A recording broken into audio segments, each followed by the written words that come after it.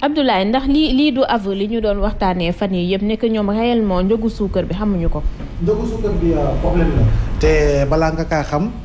maag Pa Assane bi nga xam ne ataaya rek la ñuy wër balaa ngaa gis suukar gu mokk jamono ji jafe na lool. daanaka suukar bi ngay jënd sax mooy suukar boo xam ne package bi c'est beaucoup plus industrialisé que li nga xam moo di takk suukar bi nga xam ne nga daan tàmm jënd si boutique yi donc foo dem.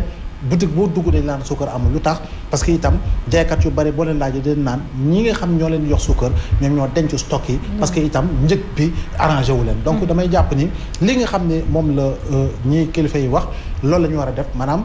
surveillance pour une application effective par rapport ak prix yi nga xam ne homologué nañ ko waaye nag il sera très difficile néew ma du am de parce que état dafay anticiper si anticipation face au choc endogène et exogène dina injecter lu bari pour mën a supporter li nga xam ne mooy la stabilité des prix te jamono ji tembe dañoo nekk dans un monde boo xam ne am na ay yëngu-yëngu yoo tax prix du pétrole dafa flambé prix du blé dafa flambé te stocku Ndakaaru par rapport au meunier Sénégal par rapport au meunier ñu ngi ko limité sur 2 mois donc si on ne fait pas trop attention prévision yi nga xam ne ñu ngi koy def à travers le monde jëm si li nga xam ni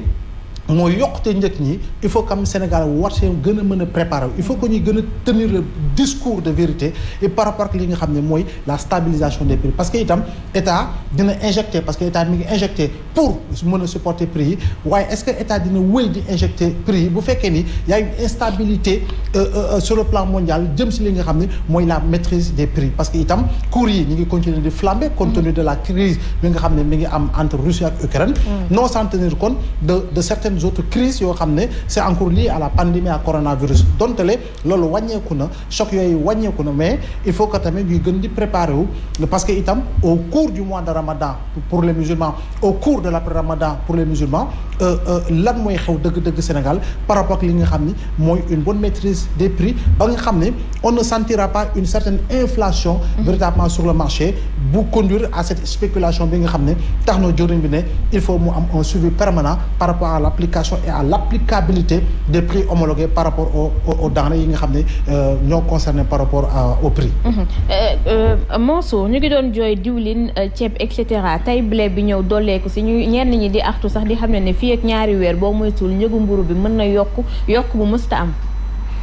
la ma daan faral di waxee ci lay dellu saat Xadi mooy njëgu dund yi dafa mel ni mool wu dagg état bi ba léegi mënu ko contrôler. xam nga tey gouvernement bi wax nañ. mooy commerce intérieur ministère du commerce mais nañ xaar ba ñiy defar suukar si ak ñiy importer suukar si joxe ñoom itam seen avis parce que bi ñu joxee seen avis ci ceeb bi ñiy importer ceeb bi dañ leen a weddi bi ñu joxee seen avis ci diw gi waa diw gi waxaguñu ñu ngi wax ci suukar si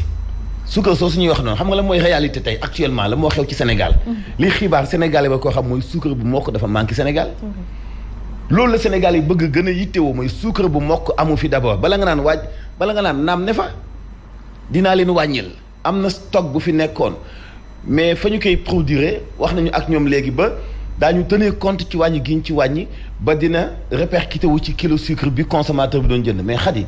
suukar boobu la ñu gisul tey ci marché bi ñi ko amoon dañu ko garder te ñoom amuñu sañ-sañ amuñu doole ñëw ñu xati ko fi ñu ko dencoon sucre am na lu ñuy importer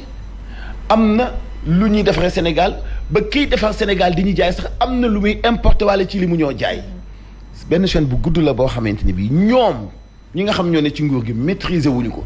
alors consommateur bi day xam ni kii di ko jox xibaar ak moom li muy dund ci marché bi safaanoo na c'est-à-dire ñoom li ñu leen interpeller mooy nañu fexe ba buy jar 125 175 625 consommateur bi na ko gis bu ñu bëggee kilo suukar ñu xam fu ñu koy jaayee. seen problème du keesu wàññi nañ ci 25 wala wàññiwuñu ci 25. problème bi mooy suukar ga la consommateur yi gisul benn bi ci des nee nañu 125 la doon jar def nañ ko 600 léegi. 625 la doon def nañ ko 600 léegi Xadi.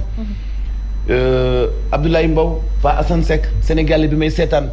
ci ñoom ku ci jënd kilo suukar 625 pratiquement majorité bi ñëpp 650 la ñu doon jënd. wala 700 te loolu ci diggante bu gàtt la yokkute gi am mooy bi asom année ki gaayam di nangu suukar si ci boutique yi. daa jël bër dafa noppalu tuuti ndax local yi rek boutique yi profité yokkaat ci fukki dërëm ñu yokk 100 francs c'est-à-dire que ñoom wallaay xamuñu sax li am ci marché bi. ñoom da leen a yomb moo tax. ñàkku contrôle bi paasan itam ñu ngi ko doon joytu ayuba si ñu weesu dégg nañ directeur commerce intérieur xam leen na ni ci wàll bi moom duñu ci maye dara.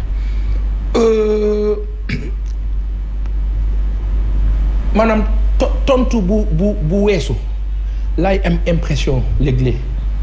lii nii dafay mel ni il a fallu nit ñi wax yuuxu joytu mettitlu pour que mu am. Mansour dugg na ci détails yi. moom il le maîtrise mieux que man sincèrement. et au fond dans le fond idem pour Abdoulaye Mbaw man fi ma waxee c'est au niveau décisionnel paquetu suukar du mooy 1 kilo. mooy jar ñaata léegi. paquetu beek waaw. non boobu 1000 francs. waaw boobu moom boobu. boobu te kilo fu mokk de. ngi jar 1000 francs boobu daa rëcc. waaw non 1000 francs. Sénégal le SMIC est à 50 000 francs wala 60 000 francs boo ko comparé ak SMIC français bi nga xam ne ñoom tubaab yi nasaraan ñoom ñu ngi toppatoo seen ay askan ak métti beeg yëpp mais ñu ngi fexe ba seen askan bien. yokk nañu seen SMIC ñoom ñu ngi ci 1 million 500. comparé leen 50 000 60 000 ak 1 million 500 def leen proportion suukar bi nga xam ni mu ngi nekk ci benn euro le kilo par exemple 655 wala 650 ngeen def proportion bi entre kilo wala paquet suukar 1000 francs comparé ak loolu ci kii am SMIC 50 000 wala 60 000 facture courant war ka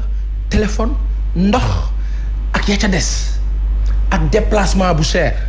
léegi loolu yëpp lu ma wone mooy que ñun suñu dund moo gën a cher que ñi ñu ëppale.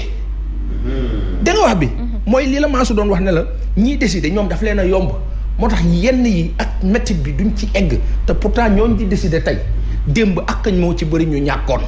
ñu amoon jafe-jafe sax lekk yàlla suturaal leen ba tey ñu nekk ci ay station ya kawe. di la jël ay décision war a am plus de Pastef ak fonkeel ci nit ñi ak dayoo ci ñoom la ñu jot a dund te xam ni nguur gi ba jeexee laaj leen ñu nekkoon parti démocratique sénégalais àndoon ak président Abdoulaye Wade ci jamono am na ci tey ñi nga xam ni doon lañ doxal yiw ak rafetal sax ñenn ñi alhamdulilah. ñeneen ñi xaw a mel ni man léegi-léeg nga gis leen sa xel def ñaar nga naan waaw kii ñuy la mel léegi. parce que taxawaay dafa am solo ci àq. réew baa ko jiitee dangay xool askan bi li ëpp Pastef ci seen yërmande nga dox si suñu kilifa yi nag bu leen di dégg dafay mel ni rek bruit bi am na rek daal di jóg ne nañu ut solution gis nga fi nekk ni bu ñu lijjantee ba ne waaw affaire bi wàcc na ba nit ñi am semblant ne way wàcc na pare nañ si. il n'anticipe pas du ñu jiitu mbir mi ci ay jafe-jafe moo tax toujours jafe-jafe du ñu bett.